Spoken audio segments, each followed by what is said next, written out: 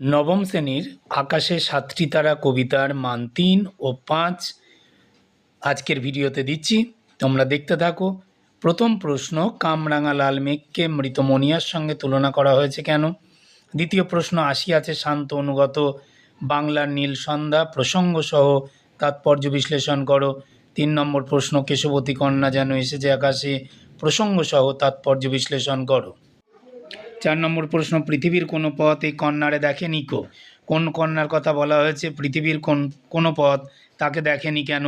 ৫ নম্বর প্রশ্ন, ব্যথিত গন্ধের ক্লান্ত নীরবতা প্রসঙ্গসহ তাৎপর্য লেখো।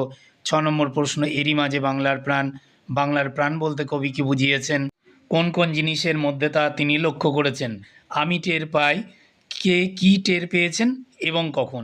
এই কয়টি ৩ নম্বরের। এবার ৫ নম্বরের মান ৫-এর প্রথম প্রশ্ন, আকাশে সাতটি তারা কবিতা অবলম্বনে জীবনানন্দ প্রকৃতির যে রূপময়তার বর্ণনা করেছেন তা নিজের ভাষায় লেখো।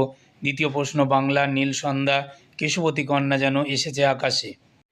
কবিতা অবলম্বনে বাংলার নীল সন্ধ্যা ও কেশবতী কন্যার তাৎপর্য ব্যাখ্যা করো। ৩ নম্বর প্রশ্ন, এরই মাঝে বাংলার প্রাণ। কার মাঝে বাংলার প্রাণ আছে? কবির এমন অনুভূতির কারণ কি?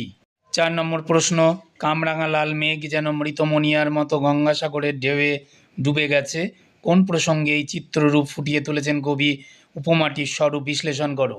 মান ৫-এর এই ৪টি প্রশ্ন তোমরা যদি পড়ো আর দরকার নেই। আর মান ৩ থেকে তোমাদের 7টি প্রশ্ন দেওয়া থাকলো, তোমরা এই কয়টি সামেটিভের সেকেন্ড সামেটিভের জন্য পড়ে রাখো।